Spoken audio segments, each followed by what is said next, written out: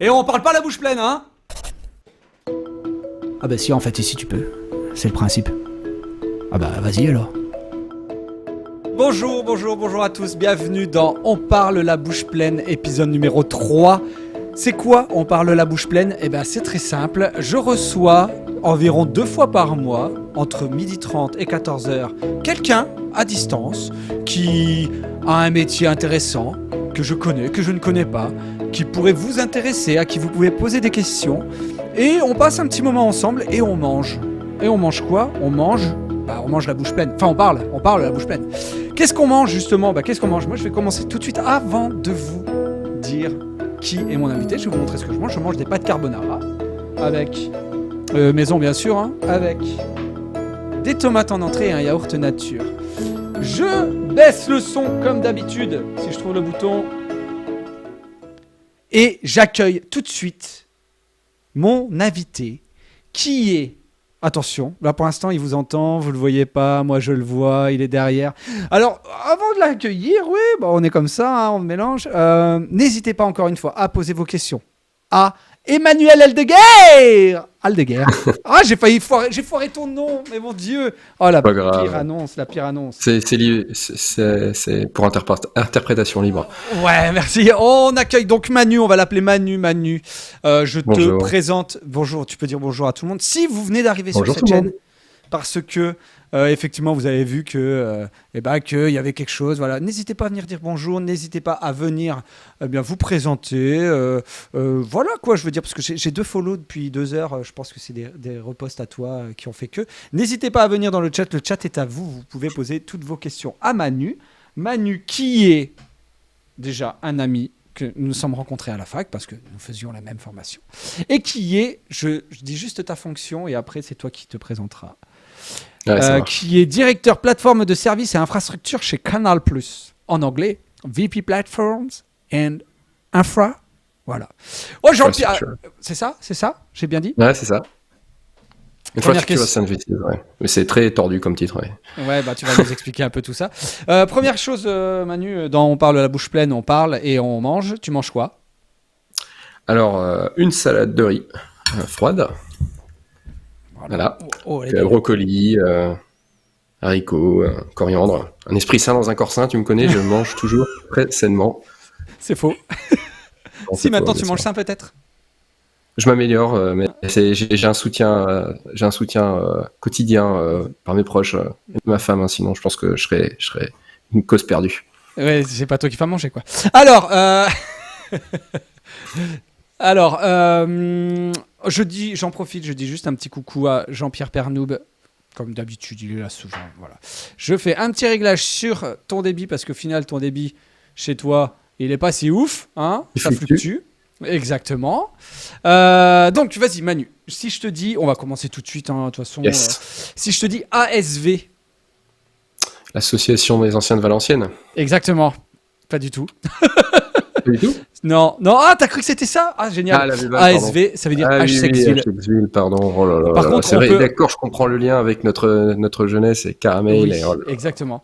Non, mais c'est aussi l'association des anciens de Valenciennes. C'est vrai. Ah, c'est pas du tout ça l'acronyme. Non, tu sais, j'étais parti sur ça, moi. Un peu du tout. Okay. Écoute, ASV déjà, le ASV H-Sexville, et puis après, on parlera de la fac.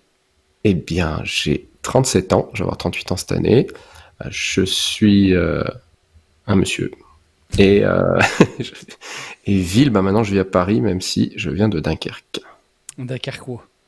Ouais. Ah, vrai. À Dunkerquois. Ah bah oui. Ton job, c'est quoi? Alors aujourd'hui, je suis directeur de plateforme de services et infrastructures chez Canal+ International.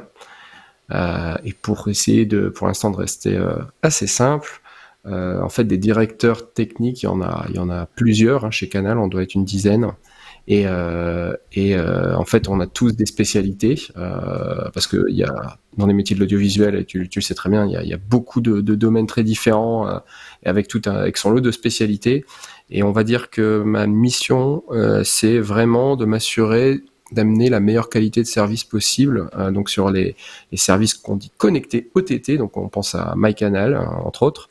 Dans les pays de Canal+ International, et sachant que Canal+, on le sait peut-être pas, mais c'est dans 50 pays, et donc du coup, moi je m'occupe de la qualité de service dans tous ces pays, sauf la France. Ah, mais évidemment, on travaille y a pas la main dans France. la main avec la France. C'est-à-dire que la France a sa propre équipe sur la qualité de service, et comme bien sûr le développement du business à l'international est quelque chose de nouveau, toujours en construction, effectivement, et qui avance très très vite, il faut suivre tout ça, construire tout ça, et peut-être on en parlera un peu plus tard, Mais mais oui, mais oui. ce qui marche en France techniquement marche pas forcément partout dans tous les pays. Ah, ça va être Et je passionnant. parle pas que de contenu, hein, là pour le coup je parle de technique. C'est vrai que c'est un peu le biais, mais je suis très mal placé pour parler contenu pour le coup, puisque moi je m'occupe vraiment des tuyaux, de comment on transporte le contenu. Ouais, en gros, toi, tu fais en sorte que j'essaie de vulgariser. Ouais, Alors attention, bonjour à Pois Chichette, c'est ta première fois dans le chat, Pois donc je Chichette. te dis bonjour, Pois Chichette, bienvenue dans On parle à la bouche pleine. Bien sûr, Manu, tu peux parler et manger, hein, c'est le but. Moi, je vais manger aussi, petite tomate. Je remercie ma chérie de m'avoir coupé mes tomates ce matin, j'étais un peu à la bourre. Bref. Merci à ma chérie aussi. Oh, c'est pas toi qui as fait la salade de riz? Non, je suis nul, je suis pas fier. Hein. Moi, j'ai fait les pâtes carbo. Pois Chichette, dis-nous ce que tu manges. Alors. Ah bah oui, moi je suis comme ça, on est direct. Hein. Donc, directeur technique, tu nous as dit, il y en a plusieurs. Canal+, Ouais. international, ça veut dire les vidéos mises à disposition par Canal, j'imagine du coup produites, ou en tout cas, ils ont les droits pour les Ouais, c'est diffuser dans d'autres pays. Toi, Ouais. tu ne t'occupes pas de dire, ok, on va diffuser le Bureau des légendes en Hongrie parce qu'ils nous les ont achetés 5000 € l'épisode, parce que c'est vraiment une super série. Au passage, c'est une super série. Toi, tu t'occupes qu'une fois que ces trucs ont été vendus, il faut bien le diffuser. Donc en gros, comme tu l'as dit, ce sont les tuyaux. Ouais. On va pas rentrer dans les secrets de Canal+. On va pas rentrer dans le... Je serais une tombe. Ouais, après ça c'est ton problème, c'est pas le mien. Hein. Ouais, bien sûr. Enfin, ce que je veux dire, s'il faut retirer le live sous peine de licenciement, il n'y a pas de problème. Je retirerai, hein. Je fais supprimer, je coupe tout de Je suite. pense pas De toute façon, on n'en arrivera pas là, je pense. non, je pense pas. Canal+ a les pouvoirs de couper mon live ou pas là, maintenant? Non. Non, hein, Non, c'est non, pas non, possible. non. Faudrait passer Non, devant un je juge. pense que ça n'existe, c'est même pas possible. Je pense que Bah non, oui. genre par exemple, même quand il y a les problèmes, c'est le CSA qui travaille après coup, tu vois, de toute façon. Et de toute façon, les seuls qui pourraient vraiment couper quelque chose, c'est vraiment au niveau de ces opérateurs, en fait, les opérateurs qu'on utilise. Et je pense que eux, faudrait vraiment qu'on leur ait dit, regarde à 12h30, il y a un risque extrêmement élevé. Non, Ouais, je pense je même comprends. pas que ce soit possible. Bon, on va revenir sur ton parcours scolaire en premier, parce que là, je commence à partir sur Canal. C'était pour un peu... Ouais, ton métier, c'était un peu pour remettre. une maternelle pas dégueu. Ouais. Je T'as pars une mention vraiment, T'as une mention chez les grands ou pas? une mention chez les grands, les grandes sections. Je sais même plus comment c'est structuré la maternelle. Hein. Le mec, il va faire tout le. C'est tout sur la maternelle ton émission, on est d'accord. Hein, c'est ça, ouais, bien sûr. Ça Non, s'appelle On parle mal, la bouche pleine de Bah, la bave. bouche pleine. C'est ça que ça s'appelle. Non, j'ai fait toutes mes études jusqu'à ce qu'on se voit. Tout s'est passé à Dunkerque, lycée, bac S. J'aimais la physique. Genre, voilà, j'ai toujours été team physique plutôt que team maths, parce que moi, une formule c'est bien beau, mais il faut l'appliquer dans quelque chose que Qui je se peux voit, que ça qui sert. se voit, qui sert. Non, mais voilà, on va dire le côté curieux et tout ça, donc ça c'est sûr. Après, je suis parti en prépa. J'ai fait PCSI, donc physique sup, physique spé. Toujours pareil, la physique, la ligne conductrice. Je pense qu'à ce moment-là, je pense que je me voyais prof, franchement. Ah ouais? Ouais. Prof de physique Parce que alors. Ouais, carrément. J'ai toujours adoré tous mes profs de physique. Je pense que je me voyais prof à ce moment-là. Ok. Qu'est-ce qui t'a fait changer? C'est de la musique, donc forcément, c'est une autre vecteur dans ma vie. Et donc ça commençait. Est-ce que tu sais par quoi j'ai commencé à la musique à 8 ans? Non. Oh là là. Quoi? Attends. Quoi? Eh ben, je devais faire du piano. Enfin, je voulais faire du piano, et on m'a dit dans mon école de musique qu'il n'y avait plus de place, mais qu'il fallait que je fasse de l'accordéon, parce que c'était pareil. Hein. Donc j'ai fait 5 ou 6 ans d'accordéon. On peut trouver ça sur YouTube? Je crois pas. Il existe une VHS quelque part, mais... D'accord. mais Donc t'as fait de et en plus, l'accordéon? ça aurait pu être vachement distribué parce que je devais passer dans l'émission de Pascal Sevran, Véridique. Non, mais la chance aux chansons. Ouais, je crois, et je suis pas allé parce que j'étais malade, je crois, ce jour-là. Et c'est peut-être le destin, je ne sais pas. Et oui, c'était prévu. C'est vrai? Ouais. Et pour finir la parenthèse accordéon, parce que on pourrait en parler longtemps, mais j'ai quand même adoré ça, tout le côté technique, etc. Ça m'a probablement délié les doigts, quoi. Mais par contre, mon prof était très old school. Donc musette. Et si tu veux, moi j'étais l'ado qui jouait Nirvana sur son accordéon. Et tu vois, j'étais scolaire quand même. Tu vois, je bossais les morceaux de musette qu'on me filait et tout. Tu vois, mais après je voyais le prof et je fais regardez, écoutez, tac. Mon prof il me dit mais non, mais l'accordéon c'est pas fait pour ça, etc. Puis surtout après je crois que la fois ça s'est arrêté, je devais avoir peut-être 14 ans. Et ça s'est passé, c'était assez dramatique. C'était, je lui dis mais regardez, j'ai récupéré une pédale de distorsion de guitare et puis je joue de l'accordéon dedans, ça fait des sons de fou. Et là mon prof il m'a vraiment dit mais genre arrête complètement. Et je me suis, alors on va dire que la version romancée c'est je lui ai jeté mon accordéon à la gueule, mais je pense que dans la réalité je l'ai rendu bien sagement, j'ai récupéré ma caution. Mais effectivement il y a eu une rupture là et j'ai repris immédiatement la guitare électrique. Et donc c'est pareil. Donc ça, si tu veux, ça commençait à peu près à ce moment-là, et c'était en parallèle de mes études. Et pareil, j'ai fait tout. Il y avait tous les diplômes de professeur musique actuelle, guitare jazz, que j'ai fait en parallèle. Je pense ça a duré quasiment jusqu'à la fac, pratiquement. Et je croyais que j'allais aussi que je voulais être prof de guitare. Et donc ça répond à ta question sur le pourquoi. J'ai fait ce switch de prof de physique, c'est qu'en fait, du coup, j'ai compris que je voulais faire un métier en rapport avec l'audiovisuel, et je pensais ingé son, assez classique. Et c'est ça qui m'a amené à Valenciennes. C'est drôle parce que, écoute, je suis allé à Valenciennes pour faire un ingé son aussi, moi. Mais et combien sont sortis ingé son finalement? Zéro, c'est même pas spécialisé son. C'est spécialisé. En fait, au début, tu te dis ouais, je fais de la guitare et tout, trop bien, je vais faire ingé son, et puis en fait, tu te dis mais en fait, la vidéo, c'est mieux. Ouais, il y en a qui ont tenu quelques années, mais c'est vrai que c'est très dur sur la durée. Si, JB Pilon. Oui, c'est vrai, exact. Il en vit toujours aujourd'hui. Ouais, toujours à Londres. JB. Ah, putain, à Londres. Tiens, d'ailleurs, ce serait intéressant, lui, parce qu'il doit. Et c'est vrai que. Vas-y. Peut-être pour dire en une phrase, pour casser le mythe de l'ingé son, mais c'est que moi, je me suis rendu compte après coup que j'aimais finalement être le musicien, être le producteur dans des choses que j'ai fait à côté, et je me suis rendu compte que le cœur du métier de musicien, c'était surtout la patience, réécouter 200 fois le petit bout de son, on va dire le pinaillage de l'extrême sur les prises voix. Je pense à notre ami Clément Forbrac, qui est dans le doublage et qui te raconte qu'il écoute des choses, je savais même pas que ça existait, mais des petites bulles qui éclatent dans notre langue quand on parle et qu'il faut refaire des prises pour ça. Enfin voilà, et donc tout ce côté-là, ça me ressemblait assez peu. Et je me suis dit, flûte, c'est pas ce que je veux faire. Après, je vais en garder un peu parce que ça répond à... Moi, j'y viens. Ouais, ça va répondre à la grande question de l'orientation que j'ai vu que c'était un fil conducteur dans tes épisodes précédents que j'ai suivi avec assiduité. C'est gentil. Et on en reparlera un peu plus tard. Donc ton parcours, là, tu es à la fac. Tu arrives en 3e année, si je ne m'abuse. 2e ou 3e, toi? Non, 3e. Hein.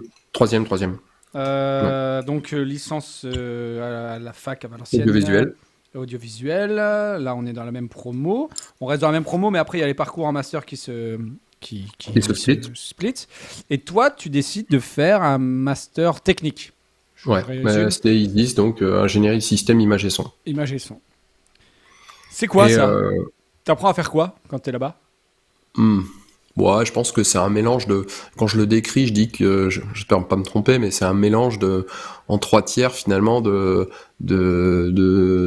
traitement du signal, un peu finalement de telco et enfin on va dire assez peu, et de dev informatique. On a quand même une base. Alors c'est vrai qu'à chaque fois on se disait on n'est certainement pas développeur, mais bon, on a quand même fait de la culture G, on a écrit un peu de C, un peu d'OpenGL, je me rappelle, c'est ce qu'on faisait à l'époque, un peu de Java, etc. Donc en tout cas on se familiarise de différents paradigmes, etc. Et on fait quand même une base finalement de ça, je m'en suis rendu compte sur le tard, et ça n'a pas forcément été le module où je voyais le lien le plus évident en fait avec l'audiovisuel quand j'étais étudiant, alors que c'est probablement ce que je fais toute la journée. Mais c'est finalement je me rappelle plus comment il s'appelle, Monsieur Vieville, tu sais. Ah oui, je m'en rappelle très bien, oui. Et donc c'est les modules finalement qu'on pourrait qualifier de DevOps aujourd'hui, mais qui sont finalement vraiment sur le système en fait. Mettre en place une OS, s'assurer qu'un réseau fonctionne, c'est vraiment ce que je fais aujourd'hui. Eh ben, on y arrive sur ce que tu fais. Tu l'as un peu dit, je l'ai refait tout à l'heure. Ouais. Sortie de fac, Ouais. qu'est-ce que tu fais? Je travaille direct. Stage de fin de master? Ouais. Alors, bah ça c'est un des secrets, c'est un des secrets, mais j'ai fait effectivement des stages bien avant. En fait, tu sais, même en licence 3, on a nos stages et je les poursuivis. Donc, je travaille dans la télé locale de Dunkerque, du coup. Donc, c'était la STV, enfin, c'était la télé de Grande-Sainte, hein, pour être précis. Donc, effectivement, un stage qui m'a permis de toucher à tout. Hein. Toi-même, tu sais, hein, la télé locale, tu touches un peu à tout. Ouais. Et donc, du coup, même en dehors du stage qui était prévu, on va dire, dans le cadre du parcours, je continuais en fait à faire des piges là-bas à la STV. Puis ensuite en Master 1, si je dis pas de bêtises, j'ai fait un remplacement l'été chez iTélé. Donc du coup, c'était le premier pas dans le groupe Canal. Donc c'était en remplacement de l'ingénieur maintenance qui s'appelait Kenny McKellar, enfin qui s'appelle toujours Kenny McKellar. Et voilà. Et puis pareil, le stage de fin d'études qui était hyper important en fait et qui m'a vraiment permis en fait je pense de trouver ma voie. T'as pas des samples tout faits de Philly Winter, non, rien. Alors, rien du tout. Prépare-le, je pense que quand même trouver ma voix, c'est un truc que tu risques d'entendre plusieurs fois. Plus. Je le note. Mais du coup, en fait, j'ai fait 2 stages. Alors ça, je sais même pas si c'est si c'est prévu comme ça, mais parce qu'effectivement, je venais de Dunkerque, vivre sur Paris, c'était hors de prix, comme pour beaucoup d'entre nous. Et donc du coup j'ai fait les 2 stages pour que cumulé je puisse me payer mon loyer et j'ai fait 2 stages qui n'ont rien à voir. Donc je travaillais pour un bureau d'études et donc j'ai travaillé sur des missions dont par exemple la salle du conseil de la Cramif, tu vois, genre c'est l'équivalent de la CAF, refaire une salle de conseil, donc un truc un peu audiovisuel mais en mode intégration de matériel, etc. Donc les écrans, voilà, les systèmes de conférence, etc. J'ai travaillé sur une suite de luxe au Ritz, tu vois, genre n'importe quoi, en fait, où il y avait un écran géant escamotable qui sortait du parquet, tu vois, alors qu'ils étaient pendant les travaux du Ritz, tu vois. Donc tous ces trucs-là, parce que effectivement, quand j'étais à ce moment-là, donc en Master 2, c'est un peu bizarre, je sais pas si t'as vécu la même chose, mais je me disais, mais en fait, mais qu'est-ce qu'on va faire avec ce diplôme, en fait? Ça me paraissait vraiment flou. Enfin, je veux dire, il y avait les métiers évidents que tout le monde connaît, un G-son, tout le monde peut à peu près concevoir ce que c'est, mais en fait, donc du coup, j'ai compris que je ferais pas ça. Et effectivement, tu te dis, mais en fait, qu'est-ce que je vais faire? Donc du coup, ma stratégie, ça a été de me dire, ok, je fais tout. Donc je fais un stage où je fais un peu de tout, l'intégration audiovisuelle, des choses qui ont rien à voir, et effectivement, j'ai dessiné. C'est comme ça que je me suis retrouvé là. J'ai dessiné donc avec mon collègue de l'époque, qui s'appelle Monsieur Ramos Pierre. On a dessiné sur AutoCAD en fait la salle technique du groupe Trace TV, qui n'avait pas en fait de salle de technique ou de diffusion. Donc là on est en 2008-2009. En fait, c'était très simple. Ils faisaient les clips sur des cassettes qu'ils envoyaient en fait chez Technicolor. Et Technicolor prenait 24 heures de cassette et faisait toute la diff. Donc moi je suis arrivé au moment en fait. Il n'y avait pas de diff chez Trace TV. Non, et le patron, en fait, je suis arrivé au moment où il s'est dit, on peut pas continuer comme ça, on a besoin de plus de flexibilité, ça coûte trop cher, donc faut internaliser tout ça. Et il se trouve que mon bureau d'études, en gros, son activité, en tout cas sur cette partie broadcast, allait pas se poursuivre bien au-delà de ça. Puis le patron de Trace à l'époque, donc comme tout le monde, j'avais envoyé, je sais pas, j'aime bien dire 100 CV, peut-être moins, mais franchement, au moins une cinquantaine, à toutes les télés possibles et imaginables. Pour faire court, le chef de Trace a fait, attendez, mais c'est lui le petit jeune qui a bossé sur les plans, etc. Faites-le venir, il va tout construire. Et donc je suis arrivé sur cet open space. En fait, les locaux de Trace, toujours aujourd'hui, c'était les anciens bureaux de mécano, tu sais, les jouets. Ah oui, tout à fait. Mais du coup, l'information intéressante, c'est que c'était pas du tout en fait un bâtiment fait pour une chaîne de télé, tu vois. C'était plutôt des plateaux industriels pour avoir des grosses machines très lourdes pour fabriquer, pour usiner des pièces, etc. mécano. Et d'ailleurs, c'est ça qui est marrant, c'est que si un jour vous vous retrouvez chez Trace, vous verrez, il y a des jouets mécano partout. Et donc les gens font pas forcément le lien logique, mais c'est juste que quand l'usine mécano a déménagé, ils ont laissé plein de jouets. Donc on en avait plein. Dans les bureaux. C'est drôle ça. Je récapitule rapidement. Tu fais un stage dans un bureau d'études. Dans ce stage, une de tes missions, tu peux manger quelques. Voilà, j'allais te dire. Dans ce stage, tu fais une mission qui est de concevoir la salle, les plans de la salle technique de Trace TV. Et, Je suis épaulé, hein, bien évidemment. oui, hein. bien sûr. Mais bon, fin de stage, tu postules notamment à Trace. Et là, j'imagine que tu avais fait des rendez-vous pendant ton premier stage avec le directeur de Trace, qui met Oui. ta tronche sur ton CV et qui dit mais attends, c'est le mec qui a fait les plans.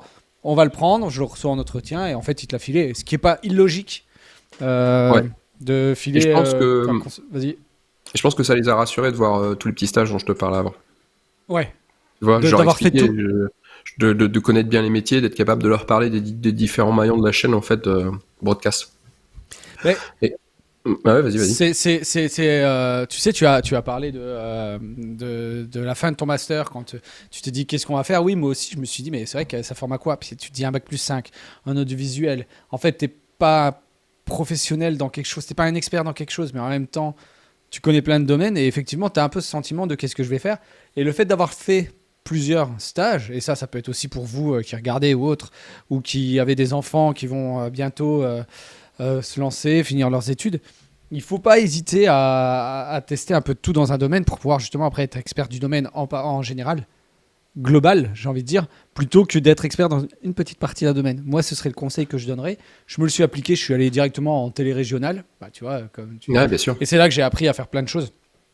Et je suis sûr que si j'avais commencé à aller à Paris, bah, effectivement, comme toi, bah, je suis pas allé à Paris, je suis resté en région. Et bah, je suis très content d'ailleurs de l'avoir fait. Et Bah oui, c'est bien pas sûr. dit que j'en sois là où je suis dans mon boulot en tout cas. Si vous avez des questions à poser à Manu, n'hésitez pas. Je fais une petite annonce dans le chat. N'hésitez pas à lui poser des questions sur son métier. On va arriver au métier, au gros du métier. Donc là, tu es embauché en tant que DT, directeur technique chez Trace. Ouais, alors j'ai commencé responsable technique quelques années, mais en fait j'étais vraiment T'étais le seul. assez seul. Ouais. Et en fait je reportais du coup à Rodolphe Furet, que je salue, qui était lui le directeur technique et qui a évolué lui pour le coup vers la production. De toute façon c'est ce qu'il a toujours aimé, c'est le plus. Donc après lui il s'est focalisé sur la directeur de la production. Moi je me suis retrouvé du coup directeur technique assez rapidement. Il y a un ancien de chez nous, un Romain Laine, qui m'a rejoint Oui. pour me seconder. Donc là on était deux, mais c'était encore vraiment light vu tout ce qu'il y Ouais. avait à faire. Je rappelle que Tu faisais quoi, ouais, dis voir. Ouais, les chaînes, tu vois, Replace un Trace peu déjà, Trace. Trace en 2009, c'est 5 chaînes. Donc Trace urbaine, Trace tropicale, Trace Afrique francophone, Trace Afrique anglophone. Ça fait en fait des déclinaisons. C'est le modèle de Trace. Hein. Le modèle de Trace, c'est de prendre des chaînes et de les découper et spécialiser. C'est un peu le pitch quand tu rentres chez Trace. Le CEO, il nous offrait la bio alors je sais pas si c'était le fondateur, mais enfin un des fondateurs d'MTV. Et en gros, on t'explique que MTV, le concept est très américain. C'est MTV, c'est une marque, un concept. Tac, on le duplique partout dans le monde. Trace, c'est plutôt l'inverse. C'est plutôt, vous voulez voir quoi, et du coup, c'est comme ça qu'on arrive, si tu veux, à démultiplier les modèles. Et pour te donner une idée, quand je suis parti de chez Trace en 2017, on était à plus de 30 chaînes, hein, je pense. Hein. En tu vois, diffusion. Diffusion. À force de décliner, d'être partout dans le monde, en fait, et d'adapter. Tu vois, pour vous donner je sais pas, une idée de la finesse, de la granularité, c'est que on est parti de 2 chaînes africaines, une chaîne Afrique franco, une chaîne Afrique anglo, et en fait à la fin on a fait une chaîne nigériane, une chaîne pour l'Afrique du Sud, elle était historique, une chaîne pour l'Angola pour les lusophones, tu vois, parce qu'en fait effectivement, tu vois, Angola ils sont lusophones, ils ont envie d'entendre des artistes qui chantent en portugais, tu vois, Oui, c'est assez logique finalement. Et donc du coup, à force d'adapter, tu te retrouves à créer de très nombreuses chaînes. Et si tu veux, ça c'était quelque chose qui était une force. Alors, je vais essayer aussi un peu d'accélérer parce qu'on n'y est pas encore Vas-y, à t'inquiète, Canal. t'inquiète. Mais du coup, tu as donc là, on va dire que c'est vraiment là où j'ai fait mon expérience de broadcast. Hein. Donc il y a deux mondes qui s'opposent dans la télévision, le broadcast et l'OTT. Donc le broadcast, c'est la télévision par satellite, finalement assez peu informatisé, on pourra dire. Et l'OTT, c'est tout ce qui est plus moderne, les applications, les MyCanal, etc. Et là, effectivement, c'est complètement OTT, c'est l'acronyme de quoi? Over the top. Parce qu'en fait, c'est quand Comme l'OTT le s'est film apparu. Ah, j'adore ce film. Où il est dans le camion et, oui. il fait et d'une main il conduit et de l'autre main il fait les poids là, pour être non, mais champion du monde de bras de attends, fer. mon bras, C'est c'est un classique, piston. hein. Mais bien sûr, bien Je sûr. pense que ceux qui l'ont pas vu, vous savez quoi faire ce soir. Hein. Over the top, Stallone. Oh là là, il Voilà, était on se efficace. casse tout de suite rapide. Bah attends, on essaye. Hein. Voilà, regardez Ah non, Over the Top, c'est Stallone, voilà, qualité. D'accord, ok. C'est un chauffeur poids lourd qui a besoin d'argent et qui fait des concours de bras de fer. Voilà. Il a gagné la garde de son fils, je crois, quelque chose comme C'est ça. ça, non ouais, c'est un délire comme ça, ouais. Ouais. Et donc, Donc OTT over the top. et donc du coup, on va dire que là, effectivement, c'était plutôt la partie SAT, mais en même temps, le fait qu'il y ait autant de chaînes à dupliquer, un modèle à répliquer plein de fois, en fait, ça te demandait déjà à penser scalabilité, procédure, industrialisation. Scalabilité, il va falloir que tu traduises beaucoup de La choses. scalabilité, en fait, on pourrait dire ça très simplement, c'est qu'en fait, par exemple, si on prend l'application comme MyCanal, on se dit qu'un serveur, ça tient 10 000 abonnés, par exemple. Ouais. Si vous avez 1 million d'abonnés, il faut beaucoup plus de serveurs. Et donc, du coup, c'est comment tu fais pour augmenter rapidement de 1 à 100 serveurs sans qu'il y ait d'interruption du service. Donc, c'est tout un tas de mécanismes informatiques, réseaux ou applicatifs qui font que ce switch, en fait, où tu démarres plein d'ordinateurs à la volée, comme ça soit complètement invisible pour l'abonné. C'est vraiment une difficulté, c'est le cœur du sujet aujourd'hui dans la télévision, c'est la scalabilité infinie, le Graal, l'autoscalabilité infinie, pour être précis. Mais bon, je vais en parler du coup un peu après. Oui, vas-y. Et donc là, on arrive en 2017. Donc en 2017, moi, j'avais vraiment envie, en fait, d'avoir une expérience aux États-Unis. Parce que déjà avec Trace, j'ai bossé donc toujours en remote à l'époque, mais beaucoup avec l'Afrique francophone principalement. Enfin non, aussi avec DSTV, donc l'Afrique du Sud également. J'ai bossé avec les Dom-Tom. J'avais une mission à la Martinique, où d'ailleurs c'est une histoire un peu folle, mais pour faire très très court, je vais à la Martinique et qui je croise là-bas, Milan Guérini-Ménigos, qui est en mission lui-même pour Radio France au même moment. Il était en vacances, je le vois dans pas longtemps. Ouais, il était en vacances, je crois. Il était en vacances ou en mission pour Radio France, je sais plus. Mais on s'est croisés là-bas, c'était pas vraiment provoqué, c'était assez drôle.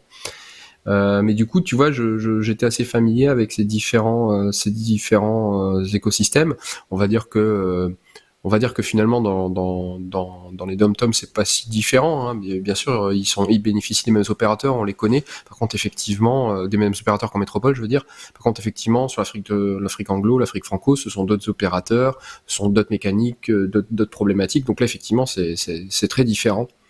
Mais je voulais du coup bosser aux États-Unis pour voir ce que c'était cette culture anglo-saxonne, ces méthodologies de travail très différentes.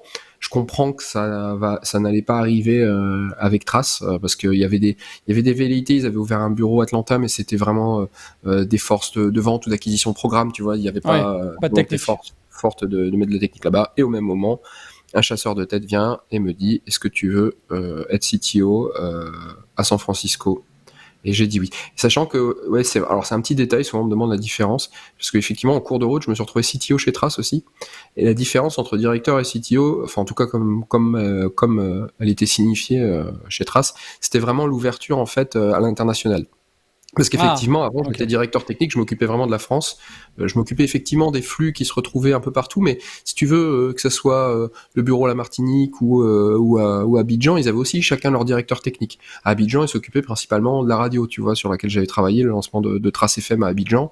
Voilà, ils avaient chacun leur directeur technique. Et puis, on va dire les 2 dernières années de Trace, je suis passé CTO, donc en gros, mon but, c'était de créer des synergies entre tous ces directeurs techniques. On utilise les mêmes logiques, les mêmes logiciels, les mêmes serveurs, et qu'on se concerte.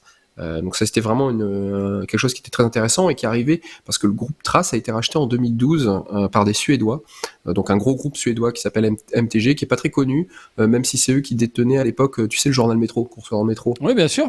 Bon voilà, tu vois, ils détenaient ça, et en fait, eux, du coup, c'est un groupe, des chaînes comme Trace, ils en ont, je sais pas, 200. Et donc du coup, en fait, j'étais convié régulièrement à Stockholm pour faire du coup une partie finalement reporting, hein, puisque tu es racheté, ça se fait comme ça, et également en fait une partie process group. Et ça, c'était très intéressant parce qu'on m'apprenait en fait ce qu'était réellement la sécurité dans un groupe de l'échelle. Voilà, un groupe qui fait 4 milliards par an, on t'apprend ce qu'est la sécurité informatique, on t'apprend comment rationaliser les budgets, etc. Donc j'ai énormément appris auprès d'eux. Et donc du coup après mon but c'était de faire redescendre tous ces process dans les différentes filiales de Trace. Ok. Et donc du coup chasseur de tête. Ouais. Chasseur de tête. Bon, le chasseur de tête. Alors ça je pense que c'est pas un secret. Mais bien évidemment, un réseau, c'est important, ça se travaille. J'y ai passé beaucoup de temps très jeune. Je pense que même quand j'étais étudiant, je travaillais déjà. Donc c'est pas que se connecter avec des gens, c'est surtout entretenir le lien. Alors souvent, je fais beaucoup rire les amis ou mes proches parce qu'effectivement, j'adore souhaiter les anniversaires. Pour moi, c'est important. Je souhaite à pratiquement tout le monde. Mais c'est très important et souvent, c'est le prétexte bête pour reprendre prendre des contact. nouvelles. Bah ouais. Notez ça si vous commencez et que vous avez utilisé Facebook pour ne pas oublier les anniversaires. Et puis comme ça, effectivement, tu reprends des nouvelles et puis t'enclenches sur une discussion peut-être. Et je suis surtout bien tombé d'être dans la génération des réseaux sociaux parce que ma mémoire, elle est pas folle. Et franchement, on n'aurait pas des outils comme ça au LinkedIn, ça serait impossible pour moi. Je suis vraiment pas bon. Mais tout ça pour dire que c'est important et qu'effectivement, les chasseurs, j'en avais déjà plusieurs dans mon réseau qui me contactaient régulièrement. Et c'est pas quelque chose de magique en fait. Et c'est pas quelque chose, et c'est une inertie énorme. C'est ça que j'essaie de dire en fait, c'est que effectivement au début on crée son réseau. Pendant des années j'étais démarché par des chasseurs, mais les opportunités n'étaient pas très intéressantes. Et c'est au fil de l'eau et c'est au fil de aussi beaucoup d'aller dans les événements, les différents événements, les conférences, etc. Et régulièrement où on finit par être reconnu. Je parle de visu là pour le coup, les gens me reconnaissent dans les halls, etc. Et puis ça crée des opportunités, et puis ça finit par devenir intéressant. C'est assez long comme mécanique, mais une fois que ça en marche, c'est plutôt intéressant. Comment que c'est intéressant parce que tu es le premier à parler du réseau dans mes invités, tu es le troisième. Hein. Ouais. Mais parce que dans plein de domaines, le réseau c'est important, le réseau c'est important. Comment tu pourrais, quel conseil tu pourrais donner à des jeunes qui voudraient justement se créer un réseau et surtout l'entretenir? Eh ben, le premier conseil, et c'est un conseil que je donne assez régulièrement, parce qu'on me dit, surtout chez les plus jeunes, tu sais, aujourd'hui, on parle beaucoup d'auto-formation. Et t'as pas mal de gens qui se disent, mais en fait, pourquoi aller dans une école? Je parle même pas forcément d'école d'ingé, ou à la fac, comme on a fait. Pourquoi faire ça alors qu'il y a tout sur YouTube? Et en fait... je peux pas leur donner tort parce qu'il y a tout sur YouTube et je pense réellement qu'on peut acquérir aujourd'hui des skills techniques pointus que via des YouTube ou des plateformes. Par contre, ce que YouTube apportera pas, c'est un embryon de réseau. Et je pense que, par exemple, la formation qu'on a fait tous les deux, c'est probablement... je peux pas donner de stats, je peux pas donner de pourcentage, mais pour moi, c'est au moins...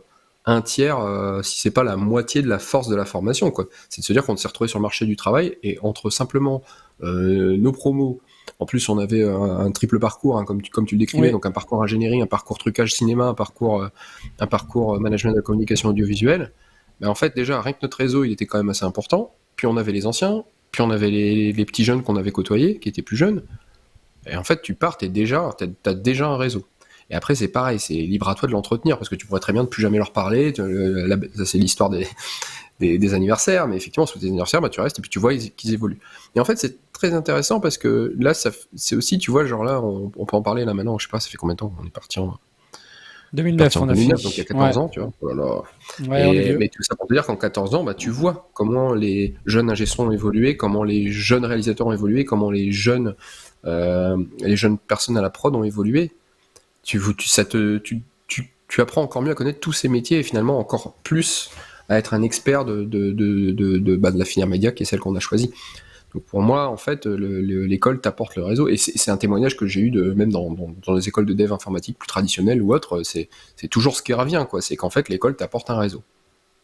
D'accord. Donc premier conseil, même presque le seul, l'école.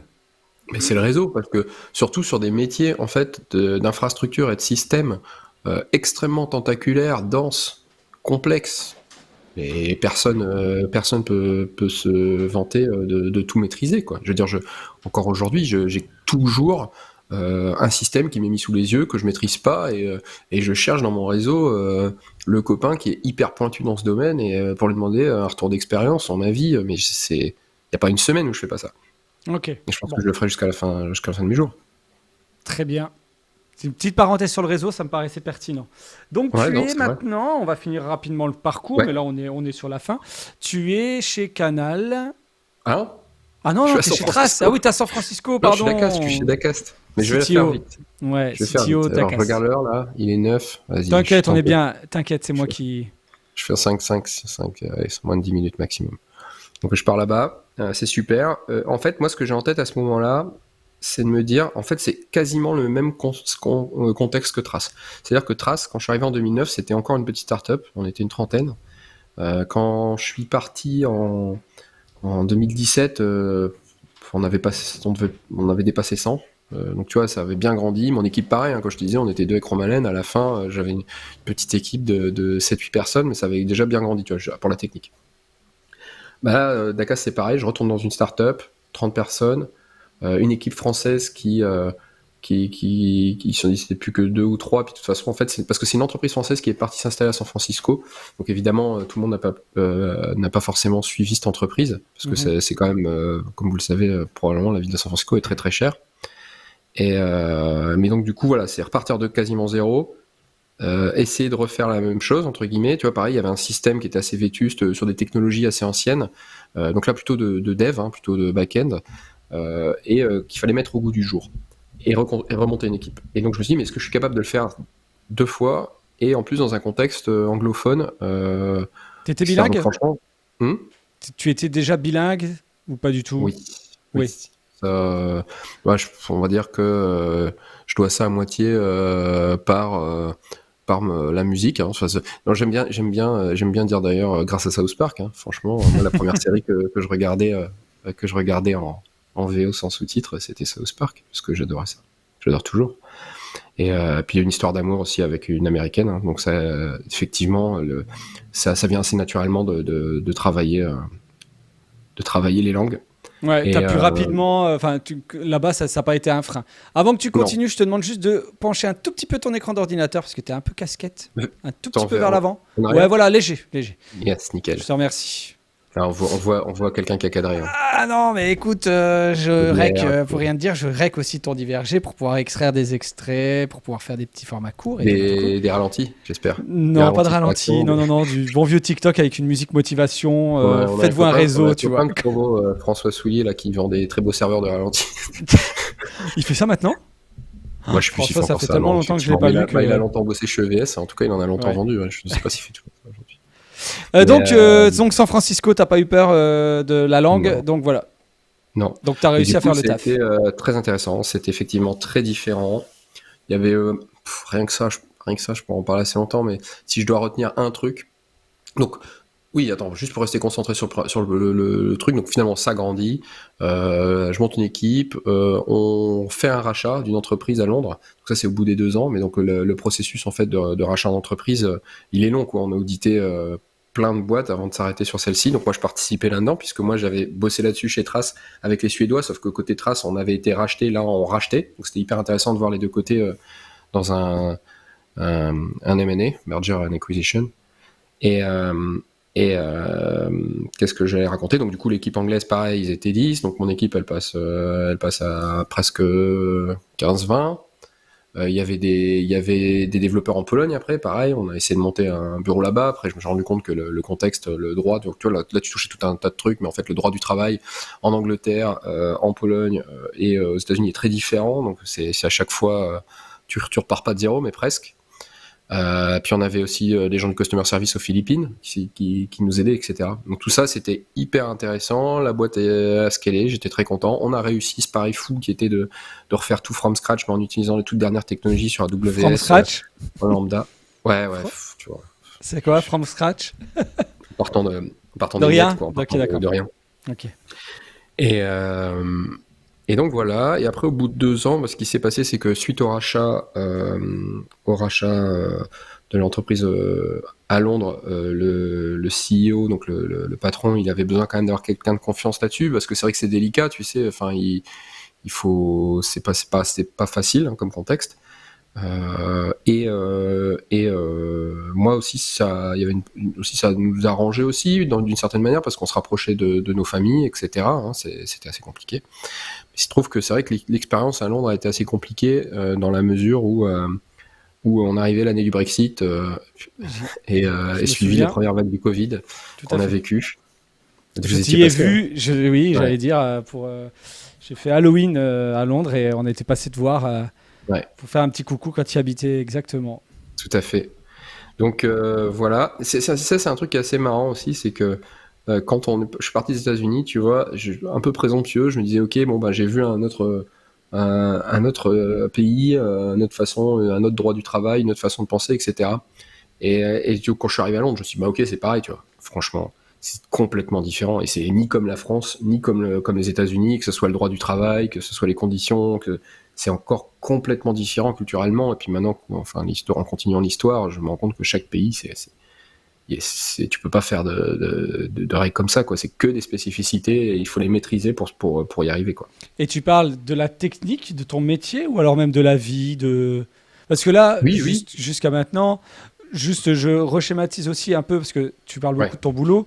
Je ne sais pas si c'est très très clair. Là, en gros, je vais essayer de trouver des mots simples.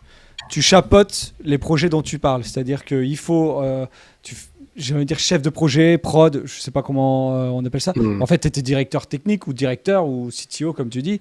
Donc, en gros, tu fais en sorte que ça fonctionne. D'accord. Ouais, j'ai un Donc, t'as terme les qui va te plaire, que mon chef utilise souvent, je suis goal volant. goal volant. Voilà. Donc c'est ça. Si tu veux, la technique à Canal, c'est une équipe de foot avec voilà, des défenseurs, des attaquants. Je suis sur une pente glissante parce que je maîtrise très mal le football. Mais, donc je vais arrêter là l'image. Mais tout ça pour dire que effectivement, ben, tu te balades, en fait, tu aides un peu à toutes les positions, mais tu es aussi goal, donc tu dois souvent revenir en arrière pour éviter en fait de se prendre des buts. Et se prendre des buts, c'est en fait l'ennemi du directeur technique, c'est le SPOF, le Single Point of Failure. Donc effectivement, pour faire très simple, c'est tu as des systèmes, hein, tu t'imagines, tu as 100 ordinateurs mis bout à bout, tu as toujours en fait un système qui est pas redondé, donc c'est lui, le SPOF, le Single Point of Failure. Si lui il tombe, tout tombe. Et donc c'est les détecter dans des systèmes hyper complexes. Et donc tu ne peux faire ça qu'en étant transverse et en allant de position en position pour bien repérer. Et après, la dimension un peu stratégique, c'est justement une dimension finance, parce qu'effectivement c'est surtout ça, hein, le métier c'est préparer les budgets, respecter les budgets, etc. Et c'est surtout prendre des risques, puisque évidemment personne n'a de budget infini, même Canal.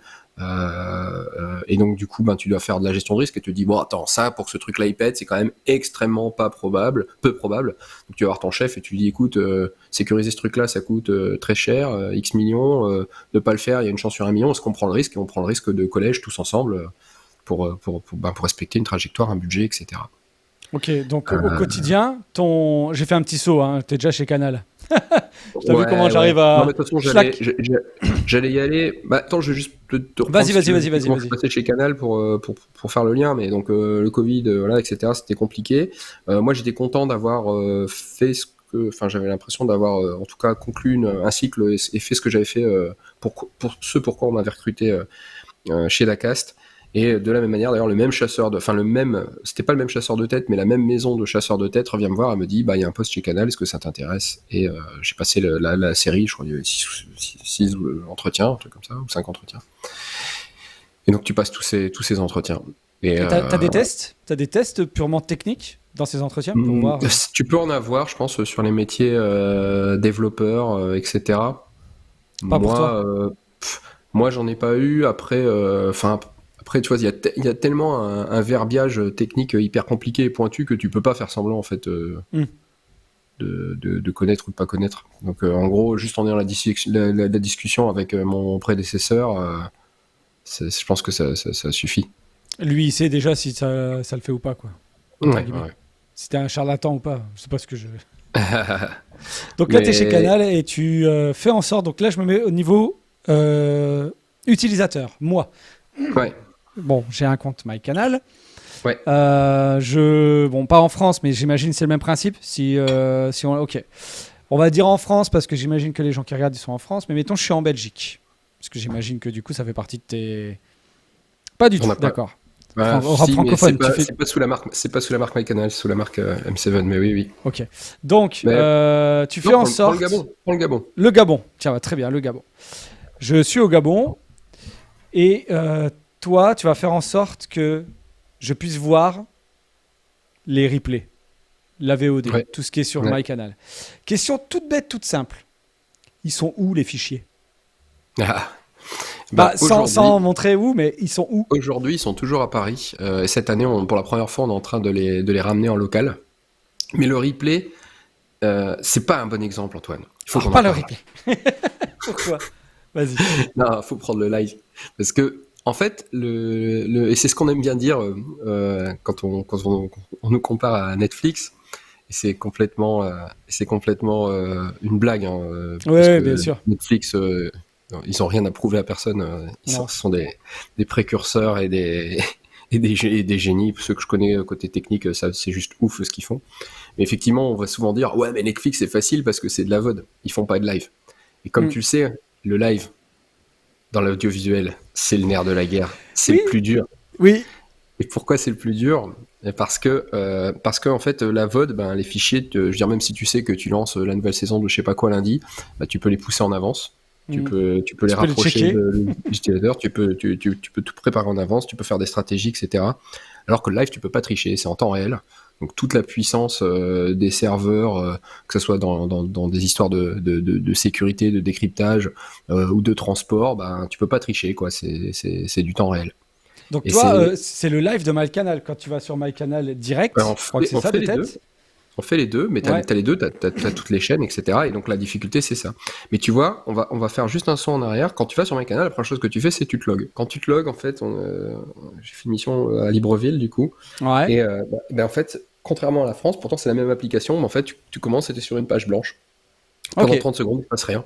Puis après, tu as le formulaire qui apparaît, puis tu tapes ton nom, ton prénom, tu fais envoyer, faire une mot de passe, tu fais envoyer, t'attends 20 secondes, il se passe rien, page noire.